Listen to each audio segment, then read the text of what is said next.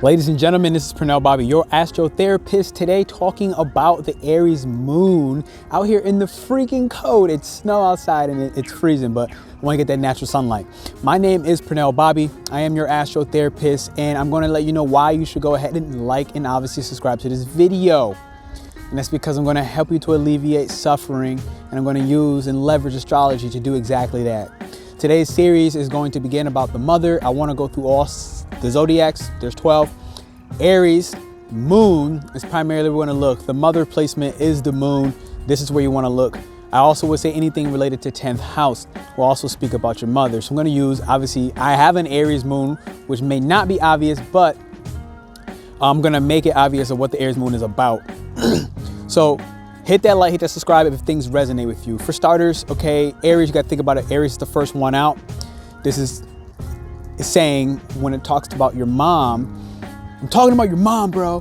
When it talks about your mom, it's saying like, you know what? She was the boss.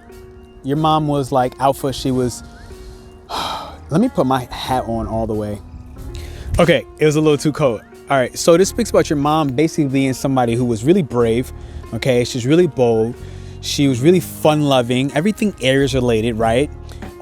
Definitely had a spark. Definitely had that alpha female type vibe where it's like she really didn't take no crap. And even if, and as a part of that, no taking no crap, what would happen is she would definitely know how to put people in their place, which would include you. It's so cold, I'm crying out here.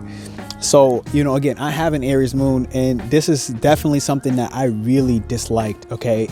With my mom growing up, it's like, yes, she literally has that ability to put you in place, but in reality, it's like behind closed door, what will happen is, and what a reparenting needs to happen is this builds a lot of rage, because this makes you, one, emotionally independent, where you don't really rely on other people. You're not really like relying on other people to take care of emotions for you. In fact, you might even see that as a sign of weakness, okay, where taking pity on yourself is very difficult for an Aries moon. And I can tell you myself, like me taking pity on myself is very difficult.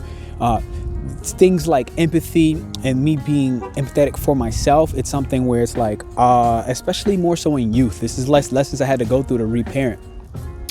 In youth, it'd be like a sign of weakness. It'd be a sign of like fragility, you know, like, oh, that boy fragile.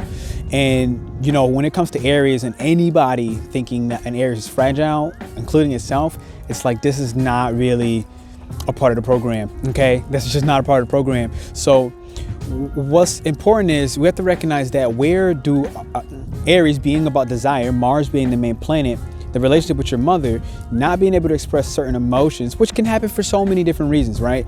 For me, I think it came more down to the fact that I have a sister, I have a sibling, okay? So oftentimes, this is one of the things with the Aries moon placement, like you have a sibling, it's like now you're no longer first, right?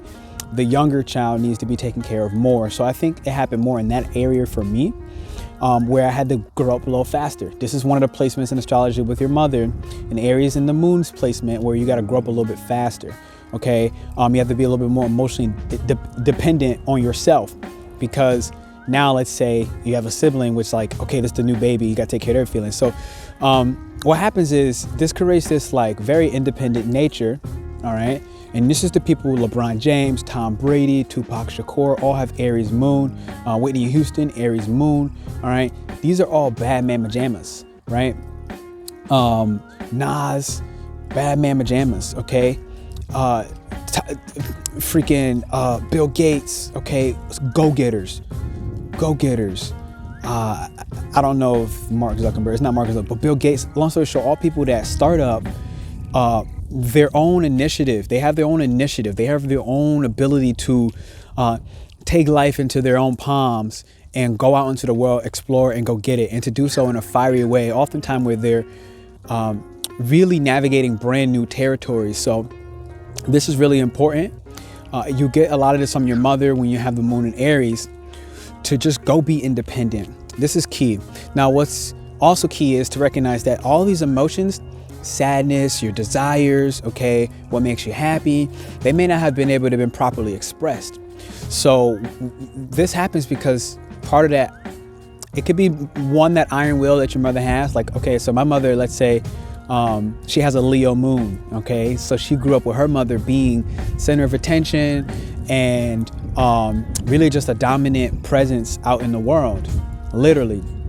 But to the point where it could be overbearing. And Aries really hates this. When you have an Aries moon, your mother might have been very overbearing. She loved you, you know, she provided, all those things happen. You got what you needed when you needed it, okay? Aries is like, look, I want what I want and I want it now. And with an Aries moon, you may struggle to recognize what are your wants and what are your needs. And I can tell you that for me, they're both the same as an Aries moon, speaking from personal experience. And a part of this with, oh, crap. A part of this with the mother that we really got to check out with is in what ways, what's really important with this is in what ways did your mother not create enough space for you to be able to emotionally express yourself with any level of accuracy, where you would basically get your needs met so fast, being the first, being I want what I want and I want it now. Aries is a now impulsive type. I want what I want now and I go get it now. This is what makes like the LeBron James and these Bill Gates so powerful, because they go out in the world and they have a certain sense of aggression that is required to survive and to progress. Aries as a cardinal sign, you like to do what? You like to push forward. Okay, so go ahead and do that. Now, as a part of that, in that whole equation, everything starts to translate, especially in youth, until you learn how to control and transmute the rage. It all translates into rage, okay? Sadness, anger, I've seen this for myself, happiness, love, passion, all of it doesn't really know how to have the proper outlet besides rage. And the rage ends up covering up the fears. It covers up your desires. Desires, like I said, being part of Mars. All right. And you have to apply, what does your Mars placement look like? For me, my Mars is in Cancer, okay, which is now a passive aggressive sign. Very different than an Aries, which is an overtly, an extroverted aggressive sign. It's like, look, like they're the ones, like in the dating scene, let's just say, and I can say this in my real life, like they're the ones to very boldly look at a woman in their eyes and say, look, I'm trying to fuck right now. Let's go do what the do is. The same way it'll be like, no, I'm not about it. Okay. So this part of your nature, it comes from and starts with the mom in the house, where, you know, you get what you want when you want it. But as a part of that, it really hurts the finish game, okay? You're really good at the startup game, but it hurts the finish game. Why? Because you never had to wait, okay? You didn't have to wait to get what you wanted. You didn't have to wait to see what you felt. You just got what you wanted, and you didn't have to go through the tougher experiences of like an earth sign, let's say, where it had to be slow to feel, or emotions like a water sign, which is super deep and really inexplicable with words. You just acted it out right then and there. And that oftentimes what it does is, I find myself dating women with literally different, let's say, speech and emotional, I don't have the word, but emotional deformities, let's call it for the moment, for lack of better words. And I mean no disrespect, where they oftentimes can never express themselves, okay? And like one woman I met, like she had like 4 words to express all her emotions, okay? Another one, she never could ask for what she wanted, and that was reflecting back to me. I didn't know how to ask for what I wanted without just barking like, you feel me? So like, this is a part of what happens with the Aries moon. And as a part of the reparenting, what's important is for an Aries moon is to recognize that reparenting and going through these unconscious and these subconscious patterns that you got potentially from your mother as the Aries moon. The moon is the mother. Your defense mechanism is the moon, right? How you defend yourself when your wall is, when life has come crashing at you. And Aries oftentimes will just bark up front, but that rage, that anger that people may see may make you look tough, but in reality, a lot of things about Aries gangster is like, you're a sensitive gangster.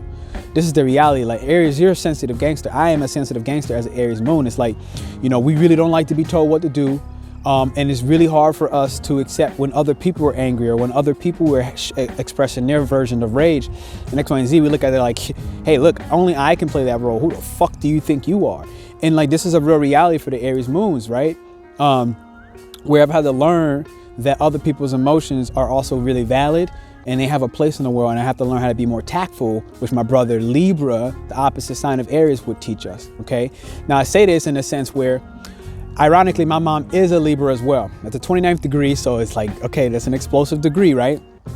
Where in Aries moon, oftentimes your mother would be very, let's say, should be very emotionally clear, like a Libra. A Libra is emotionally clear. It's an air sign, so they're able to think about their emotions, which makes them very clear. Also can make them very direct, all right? As a cardinal sign, it pushes forward on what that clear decision is going to be. This is a part of where some of the roots of your emotional independence lies, where you may really suffer with expressing your emotions to people in a very clear and effective way, a way that you were able to take time to sit there and think things out rather than just acting on it in the moment. But what's beautiful about this is you definitely give a lot, okay? Especially in love and relationships, you give a lot. And what's also to be expected from your partners is they should expect a lot, okay? You give a lot, but you expect a lot, you know, out of a lot of stimulation, you expect a lot of love, you expect a lot of passion, you expect a lot of sex, okay? This is a sign where it's like you expect to have a very physically passionate and emotionally expressive sex life with your partner. Like I find that, like, you know, for me, like I wasn't always able to verbally say what I could physically express with a touch or bodily pleasures with a partner, okay? So this is something to definitely consider. This is something to think about. Freedom is something that, like, it's a must. It's an absolute must. You got to have freedom in your relationships to allow yourself to be spontaneous. You got to have partners that are really willing to let you win, all right? This is why you do well, I think, with like different air signs, okay? Or air, like an Aquarius is really good. Even a Virgo, because they let you win.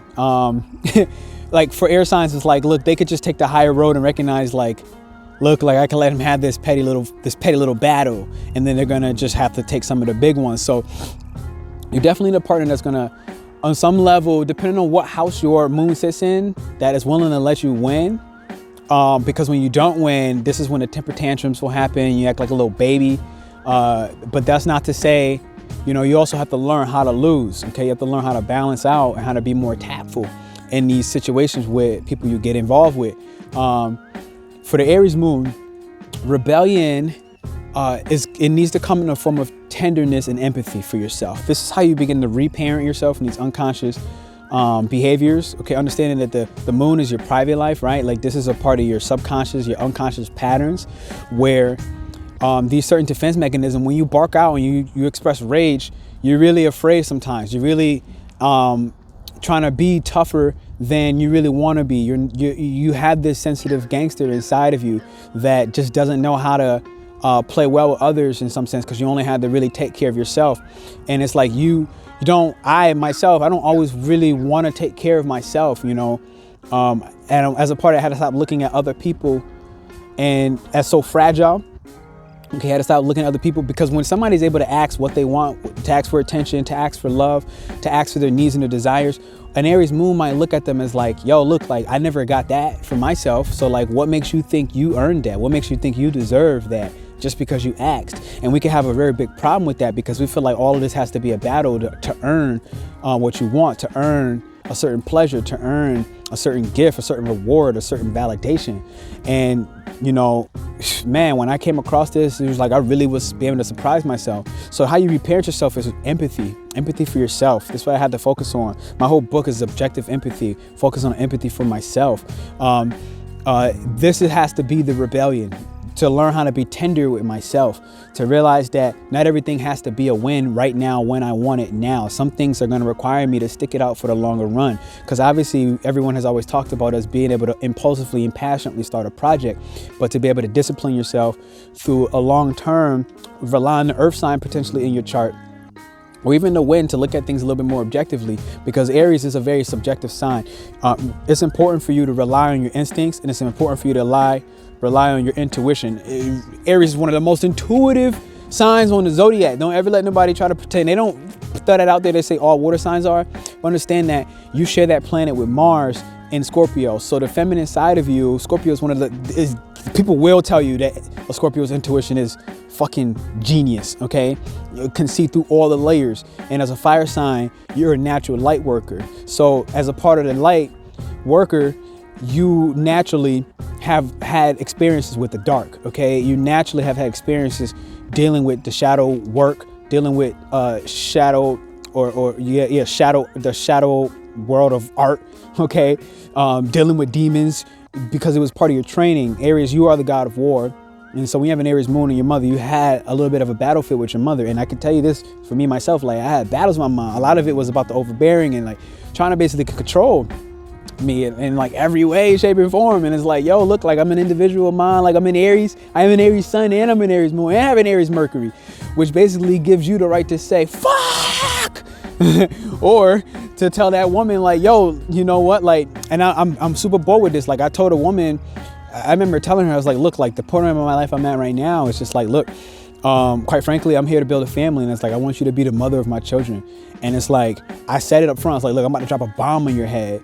And I said it exactly like that. It's like, would you like to be the mother of my children? Because I'm building on a legacy level. Okay, it's no different than if like in the non-committal dating stages, I'm in the 5th house. So you have to apply this to your house. Understand that? Like I'm in the 5th house. So it's like my impulse, my passion, my enthusiasm, it goes towards the area of fun, towards the areas of competition, playing sports, to the areas of romance, which is also part non-committal. And I found myself really kind of being able to start relationships, but not really having a very big follow-through game, okay? And again, like I said, my mom is also a Libra, but she has a so like part of that is like Libras would have 50 people on standby, literally. You know, they have a way to balance 50 different relationships while not being in any of them, okay? So that's not saying they're saying that that person's a cheater. I'm not saying that at all right? What I am saying is you know, there's a certain non-committal piece to the Aries and the Aries moon. You know, you also should check your 10th house, okay? Because like my mom like is a Virgo rising, let's just say, just to give you like real life examples. And it's like my 10th house, aka the mother, is also in Virgo. So it's like she's very particular, she's very like nitpicky and all. We always say she have OCD. And this was a part of me as an astrologer now, right? Like I have OCD, like I'm very on point and precise and always focused on improvement with my career and how I show up in the world, as well as how I teach astrology, right? Like I'm always looking to improve everything that a Virgo would do. So this is the key. I hope that I covered a lot of different things. And I really want to say, like, obviously, not only should you like and subscribe this, but I want to say, like, you know, the thing with the Aries moon, you definitely always respected your mom, okay? This is key. And I've always respected my mom, never cursed in her presence, you know, grew up with hella respect.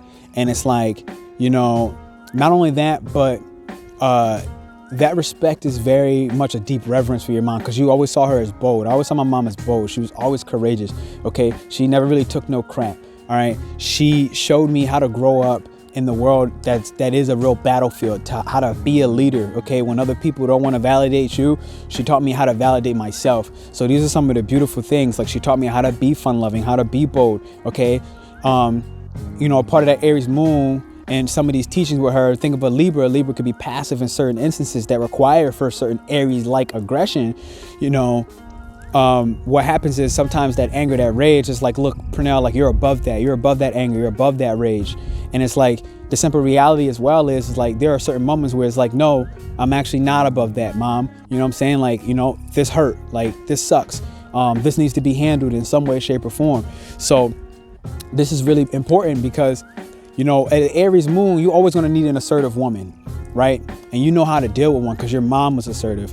You need an assertive woman, especially a woman that will sit there and say, look, she's trying to pursue you. She's like, look, I want you. I know what I want. This type of woman you need. And it's somebody brave, somebody bold, somebody, again, fun loving, and that's willing to get over shit. Not somebody that's going to sit there and hold on to the grudge forever, because you don't really hold grudges forever. You might have that quick spark. Okay. You might have that fiery response. You might bite somebody's head off up front, off the rip. However, at the same time, you really get over it quickly. And so it's like, you need somebody that's willing to, I need somebody that's willing to just like recognize that some of these times, like, you know what, like to keep the romance alive, to keep the romance sparky and a little fun, we're going to have some fights, but those fights don't have to sit there and be there forever. They don't have to be the all time. And recognize that if you're, depending on what stage you're in, when you're enraged, when you have anger that is just seeming like it's been in a boiling pot and it's just seeping. My hands are so cold. It's been in a boiling pot and it's just seeping. You're just seeping in anger that is so seemingly uncontrollable. You just have to blow. Understand that there's some deeper underlying emotions that you may not have been able to express in youth. And it's time to explore those emotions, the whole spectrum of emotions. You're going to be able to really explore them. And it's part of what makes you a really great leader, because all great leaders have an emotional intelligence, able to understand, well, what are your emotions and what are my emotions? All right. And everything in the middle. So this is critical. This is key. And yeah, your lesson in life is to also be able to stand up to your mom. Okay. Because she is an alpha type female, to be able to stand up to your mom and say, look, you know, these different areas, you can't really be so overbearing in my life, you know, because your mom has a tremendous amount of influence on your intuition, as well as on your instinct that you grew with, on your defense mechanisms, the unconscious patterns that you show up with. And until you stand up to your mom the same way she stood up to you and everybody else, and how she taught you how to stand up to everybody else, until you stand up to your mom, your life is going to be really ran by your mom. And being a sensitive gangster will somehow find ways to stop your progress, and you're a forward-moving progressive sign, and basically have you play smaller in the world, or even in your love life, with how you attract women and how you maintain women, how you push through the initial stages and stay with the length and the longevity. And this is what I had to find in my life. So again, this is Pernell Bobby, your astrotherapist, helping you by you subscribing to alleviate your suffering, all while leveraging astrology. I'm so much enjoyed to be able to speak from this from personal experience. Love.